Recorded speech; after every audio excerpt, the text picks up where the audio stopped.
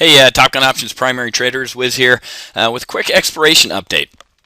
Model portfolio is looking great. Yesterday we were up about $6,000. Today we're up $1,400. The only thing, and the typical GMCR, right, folks? This trade should not be. The new trade should be in here, but the other one, the was it 27.29? Look at that. Murphy's Law. Expiration rolls around, and a $5,000 loser turns into a $2,500 winner. That is wrong. Okay, the only reason it was still in my portfolio is because I couldn't get out of it in a paper trading account. So it's like we talked about. My son, first row of the kickoff team. If the ball comes, kick return team. If the ball comes, do you fall on it? What did he do? It hit him. He picked it up and ran. Almost scored. But as soon as he got to the sideline, I yelled at him. It worked out that time. Don't ever do it again because it usually results in a fumble. Okay, so GMCR trade. God protects drunks and fools, so that's the only reason that GMCR trade worked out today. Do not, that is, that's wrong. But, going from a $5,000 loss to a $2,500 profit, I had no clue Starbucks was going to come out and just throw a huge hand grenade at Green Mountain. But it shows you just what can happen in the market, right? Everything else is doing great. CMG is going to close for a full profit here. Got a bunch of Apple trades on. I put a couple weeklies on my own, folks, in the model portfolio. I didn't blast them out because they were too risky, but just to show you, traded 30 of the September 710, 715 puts, made $2,500 in 2 days. Did the same thing with an Apple position. I did, no, not that one. Where's September? Right here. I sold 50 of the Sept 685, 690 bull put spreads. That made $2,000. So there's between Goog and Apple, that's $4,500 in weekly profits. Why didn't I send those out? 50 contracts, and this Goog one was 30 contracts. Let's take a look at this Apple weekly. Let's analyze it. $23,000 in risk. Okay. Now, the potential of that happening was 0. Okay. And the max profit was 99%. So obviously way above our risk management rules. 30 of these for Goog. Let's analyze. I think it was 12,500 in risk. Again, 0% probability of that happening. 98% probability of making the $2,500. So I wanted to come in and trade some size and show you what trading size can do.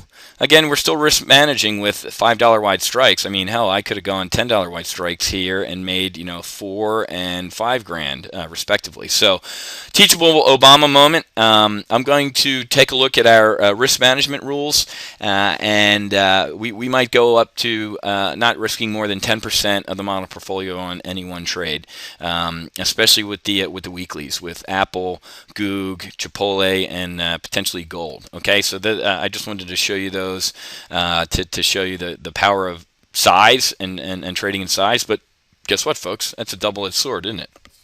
That thing cuts both ways. If they did go against me, these were very high probability trades. If they went against me, yikes. But again, we'd have tight ejection criteria to bail out of those, so we don't take the full massive $12,000 loss or $20,000 loss. Obviously, we don't want to get hurt at all. Everything else is looking good. Under Armour, we're fine. Here's the one that's worrying me, though, is Josby, folks. Take a look at that. Our Joseph Banks. It's hovering right around 50. 50. $1,100 profit. And we just did that as a volatility trade. Saw a vol pop, sold into it, and we're going to make $1,100. How much is remaining the rest of the day? Still $500. So this one I'm taking into the merge. I'm going into the merge with this MiG-29. I'm probably going to trade out of this in the last hour of the trading day. And why? Well, let's take a look at what's going on. What's going on as I've been speaking this entire time? Theta. Okay? So literally as the day goes on, we're going to see some theta in this position, right? Let's say it closes exactly where it is right now. Look at this. 80% gain for $1,300. So theta, if it stays where it is, we're going to make some money. We're going to make more money than we have right now. We'll make an extra $200 in theta if it stays where it is. Hopefully, it pins at 50 And there we go. Boom, $1,600, 100% gain. Okay, so keep an eye on Josby for the rest of today. Pigs get slaughtered type of mentality. If we want to bail out in the model portfolio for $1,100 profit, nobody's gone broke taking an $1,100 profit or 69% gain in a position.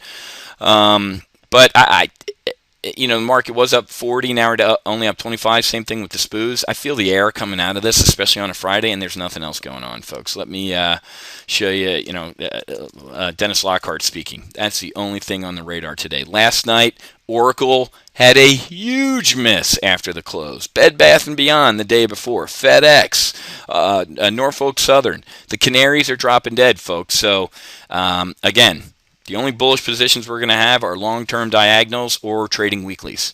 Everything else, man, like I said, this movie theater is packed full of idiots right now, and when they yell fire, we're going to put our asbestos suit on because we have hedges, and we're actually going to profit if the market goes down in our model portfolio, whereas everybody else gets burned.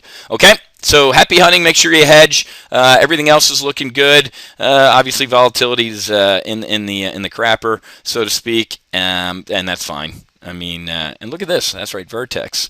Let's see what Vertex is doing today. This should expire for a full profit there. Look at that. We already made $2,000. Oh no, October. Sorry. Okay, this one's fine. October expiration. Never mind. Forget I said that. All right. Happy hunting. Make sure you hedge. I'll see you Tuesday in the live trade briefs. If you're in the live trade briefs, everybody else, I'll see you in the trade alert service. Have a great weekend.